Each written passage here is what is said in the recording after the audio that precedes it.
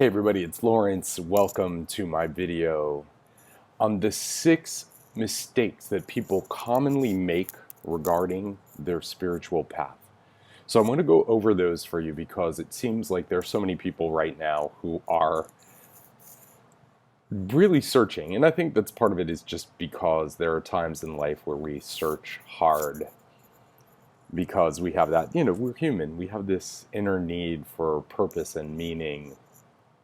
And it starts this very sincere search that quickly turns into, well, it's a perilous path, honestly. That's why I wanted to put this down so that you could decide more fully and clearly what it is that you want and what it is that you're looking for on your spiritual path.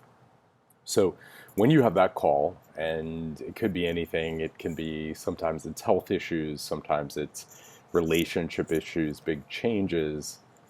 It can be all those things. Some crossroads appears, and suddenly, you just wake up and you're like, I want more, or I'm searching for meaning or purpose. And of course, there are lots of stories about meaning and purpose and finding your meaning, lots of mythologies. So let's talk about today exactly the 6 things you need to know that will help steer you clear of the rocks and the coral on your spiritual path. So, number one, we humans we have a drive for meaning. That's just the most normal thing that there is. We have this very powerful drive for meaning and purpose and direction. So because we have that, it would be really helpful if you just recognize that as an impulse, not necessarily something that has to be filled by the first available thing you discover. Which leads me to number 2. Just because it looks like you have a series of signs doesn't mean that they're actually signs from the universe. This is a big one that I see people slide into all the time. What you're probably not understanding is that the human mind, this little beast right here, this brain is a pattern recognition machine. And so we do a piece of, it's a kind of a cognitive bias, I think would be the best way to describe this thing. It's where we post hoc ergo proper hoc. In other words, post hoc, after this, therefore because of this. So I see these series of signs, therefore the signs must mean I'm on the right track. In other words, we tell a story about the patterns that our brain is seeing. We make up the story after the fact and think that the signs we saw are pointing to the truth of the story. So it's kind of like the old story of the archer who, shoots the arrow and then paints the bullseye around the arrow once they shot it. So it can land wherever, but then they paint the bullseye around it. That is what post hoc ergo proper hoc is.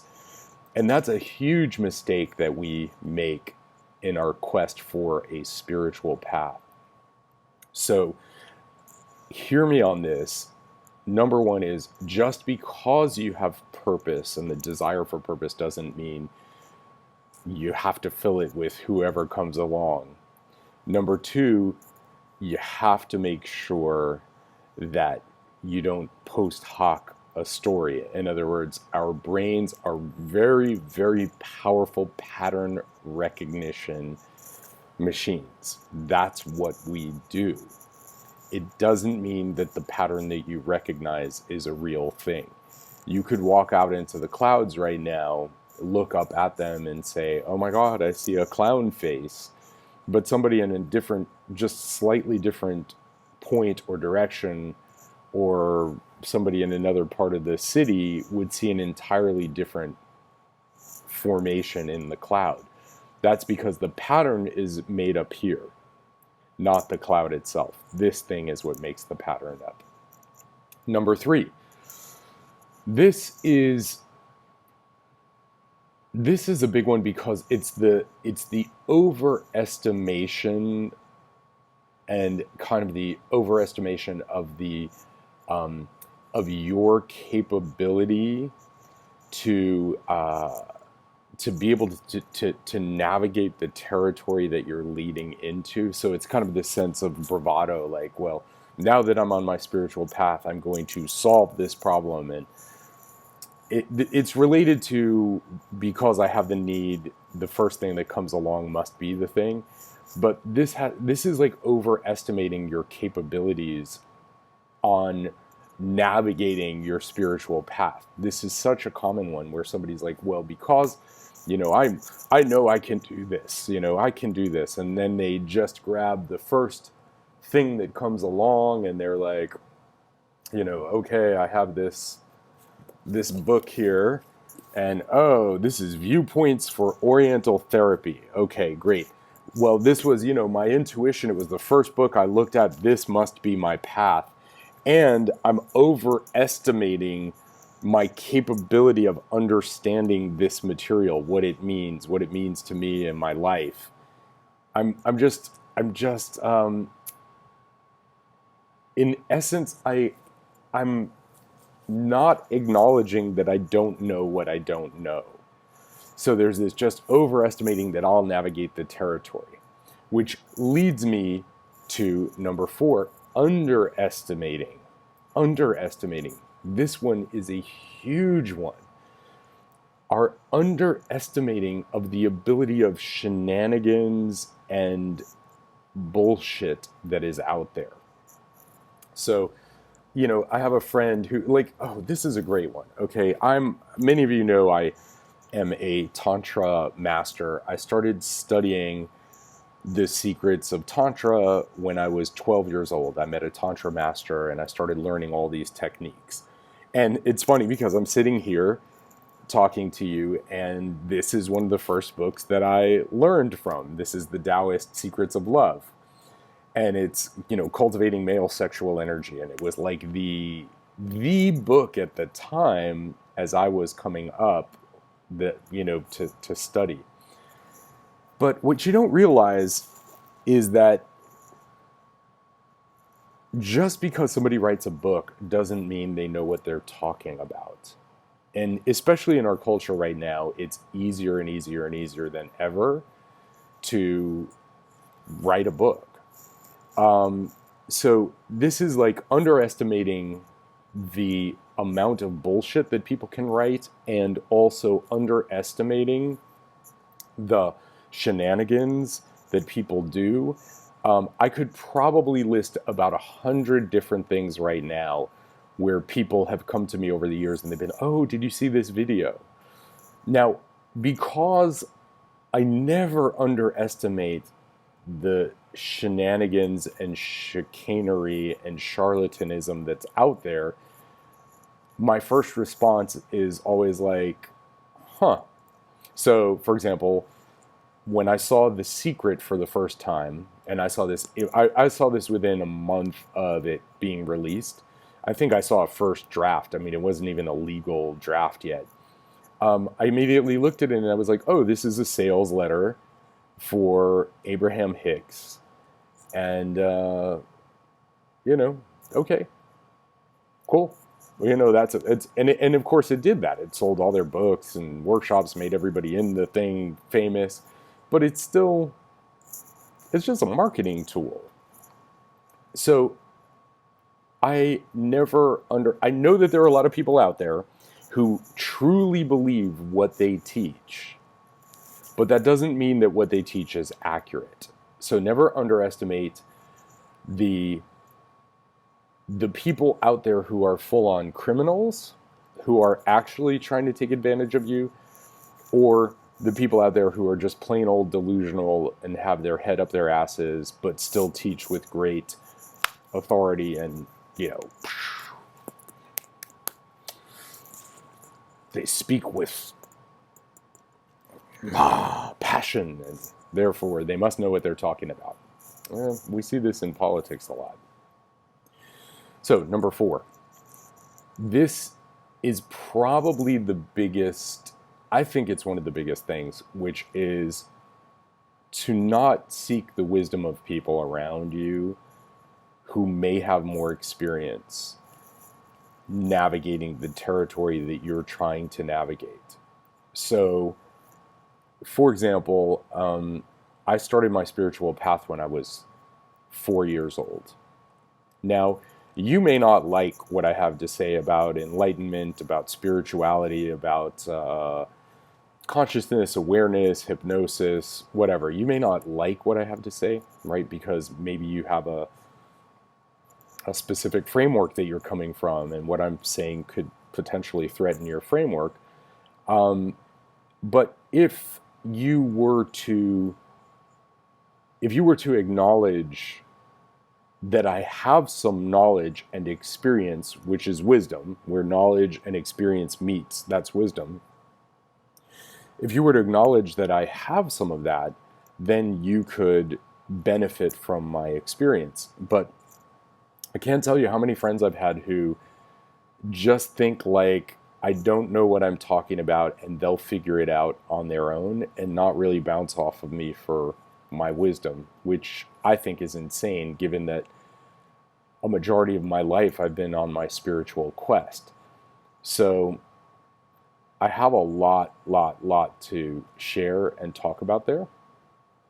And I think that that's kind of one of those things where it's similar to the overestimating your capabilities, but it's like undervaluing wisdom from people who have potentially walked at least some path before you, who are grounded, not somebody who's like, woo, I'm up in the clouds, and not that, but practical wisdom from people who have been through things that you may want to go through.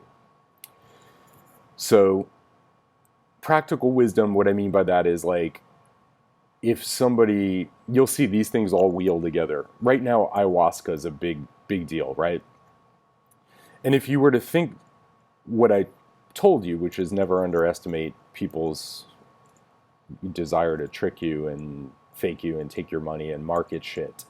When I hear about ayahuasca, I see marketing, I see traveling, I see ecotourism. Like, there's a whole motivation to massively market ayahuasca.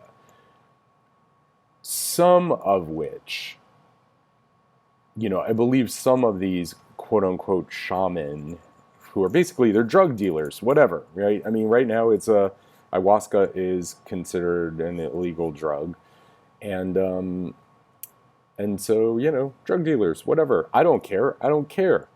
But I'm saying, like, let's call things what they are.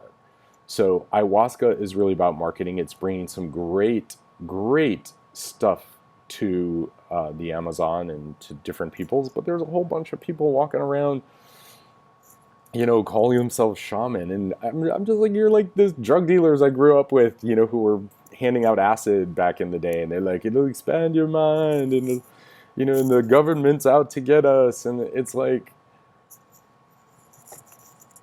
no, it's basic marketing. It's like, I get it.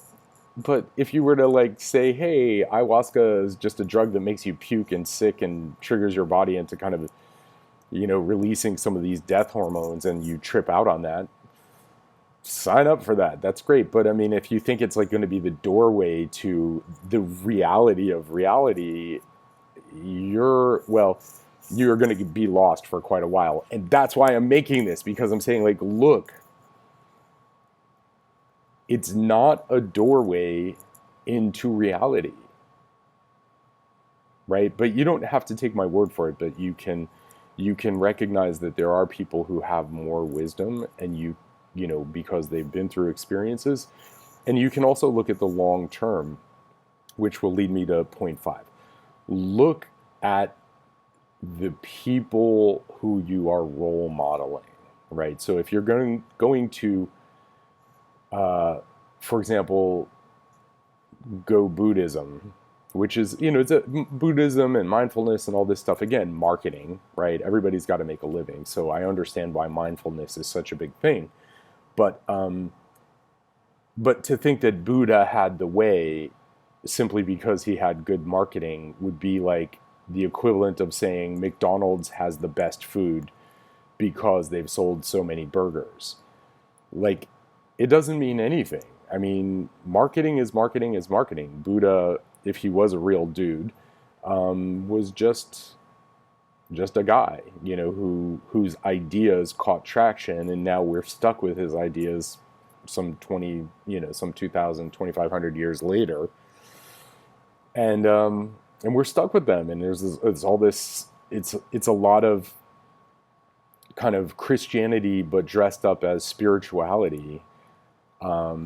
But fundamentally, it's a very similar message, deprivation and transcendence and meditation and starvation and killing the ego. I mean, these are all basically every religion has these same metaphors, just slightly different versions.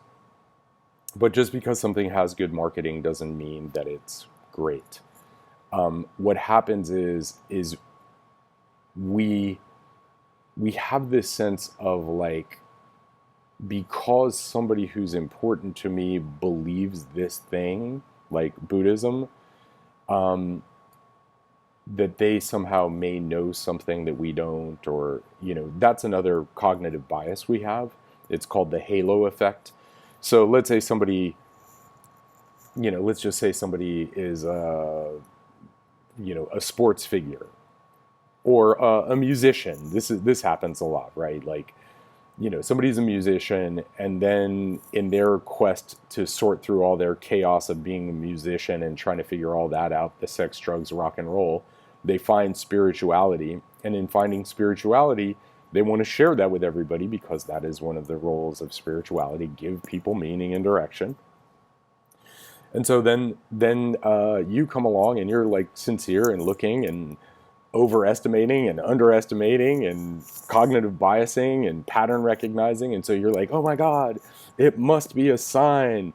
This person had a Kabbalah tattoo or a necklace, or was reading the Kabbalah, and therefore that means that I'm supposed to study the Kabbalah. And, wow, really, that is the halo effect. That's where somebody who's good at one thing we think is good at everything, and this is incorrect. So it's like you want to understand. If I leave you with nothing else, what I want you to understand is it's complicated, and just because somebody who you respect says something is good doesn't necessarily mean that it's good for you. And so this will take me to the final mistake that I see people make, which is recognizing small patterns but not recognizing big patterns. So one of the pieces of work that I've been developing is just helping people pattern recognize spiritual paths, so you can start to see that all these spiritual paths can be reduced down into something that I call 5, 4, 3, 2, 1. So they kind of all follow the same elements. So in a big sense, like kind of my big idea, my big discovery, and the reason I teach the way I teach now is because I just recognize that all religion and spiritual practices really just fall under these 5 boxes. And if you can recognize them, then you don't have to waste a lot of time getting at the content of them. So do understand, though, you may like the context, which is the packaging. The content is basically going to be similar no matter what you do. Therefore, it's really, you'll find more power in working the tools rather than the philosophies and the ideologies. The only reason to have a spiritual kind of philosophy is that it gives you leverage to have more peace and flow and relaxation in your life. That's it. Like thinking that you're going to uncover a true purpose, and that's just pattern recognition, and it's a waste of your life force and your energy. That's the truth. You can have purpose because you make up a purpose for yourself, because you find something. Like purpose can be whatever gets you up in the morning, and it can be as beautiful or naughty as you want it to be. It doesn't really matter. So I'm going to give you a little bonus thing here to summarize that on a true spiritual path, in other words, on your spiritual path, on your quest, at some point you're going to have to move beyond morality and ask a very deep question, which is, what is it that you want really? Like in your deepest, deepest heart, what do you want? What do you want? And as you get to answer that question, you're going to go so much further on your path. Because if you're willing to be vulnerable and open about what you actually want, and then do the work within yourself to make that okay, man, you're good. You are good. Like let's just say, you want to travel the world for 2 years.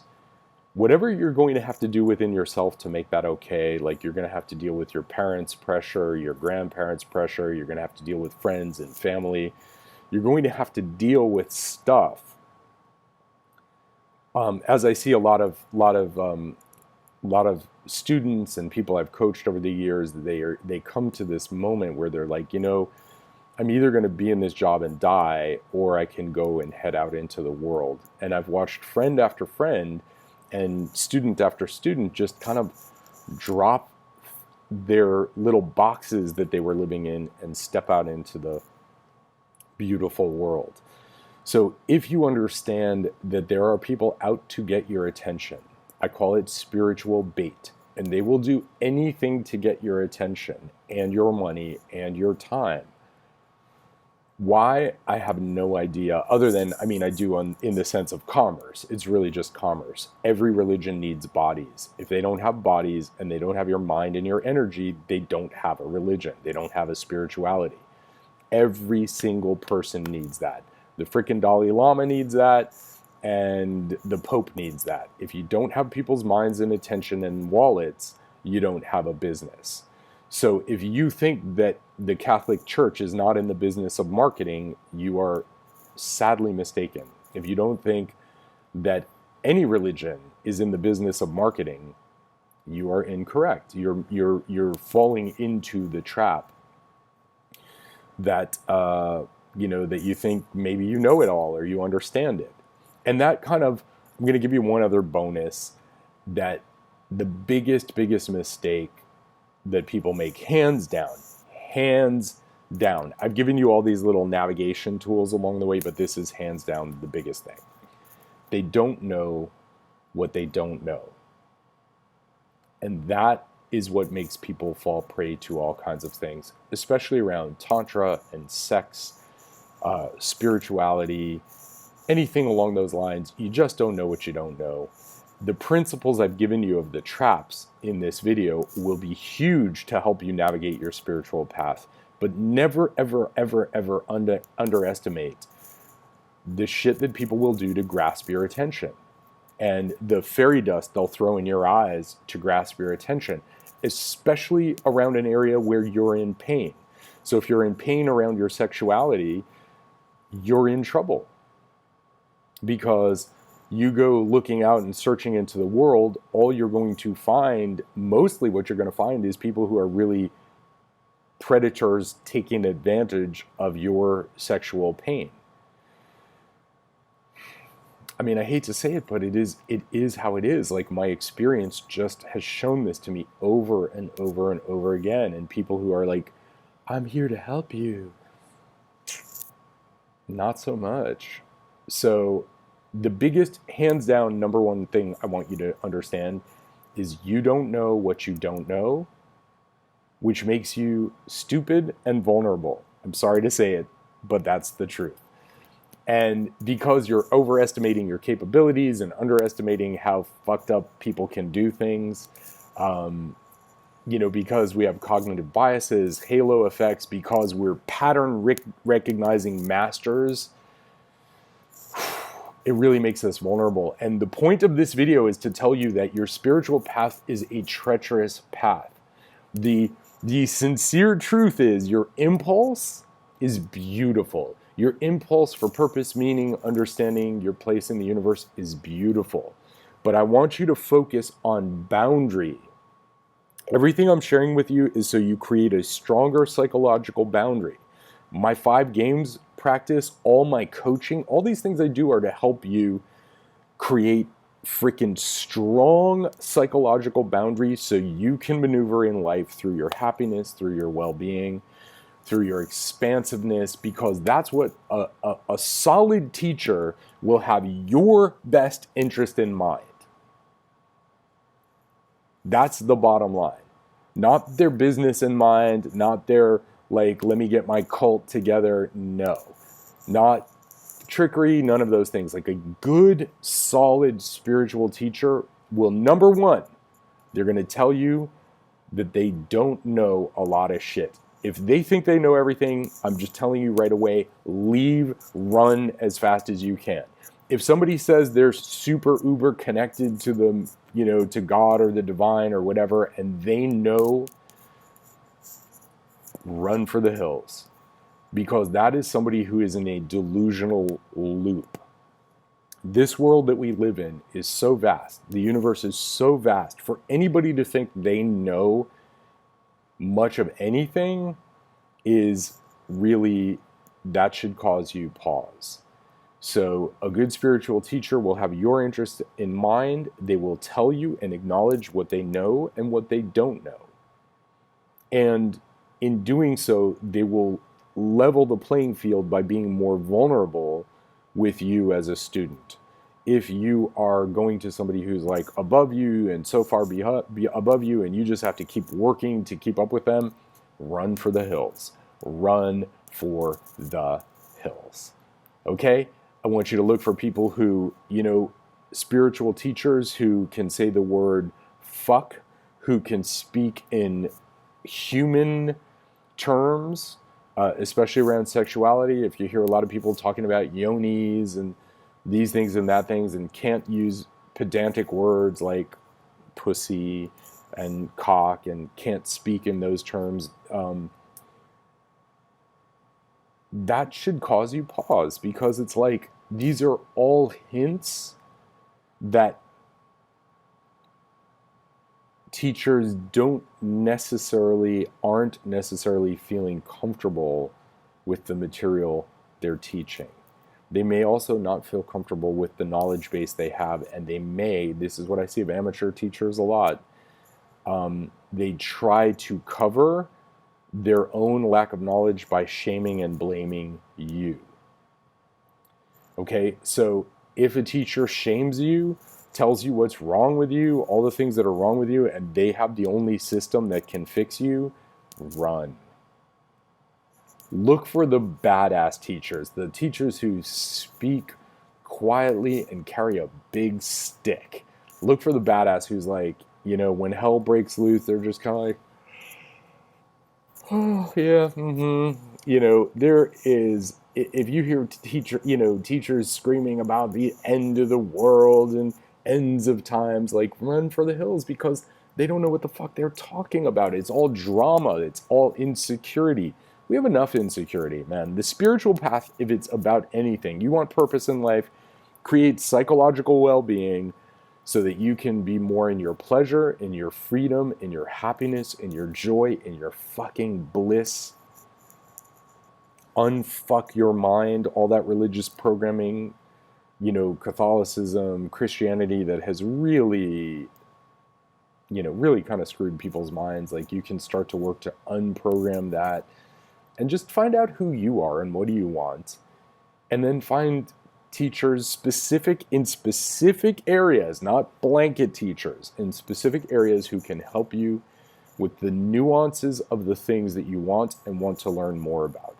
If you need to join a cult, or a religion to learn these secret techniques, Scientology, it ain't a thing. Okay? It's bullshit. That's the truth.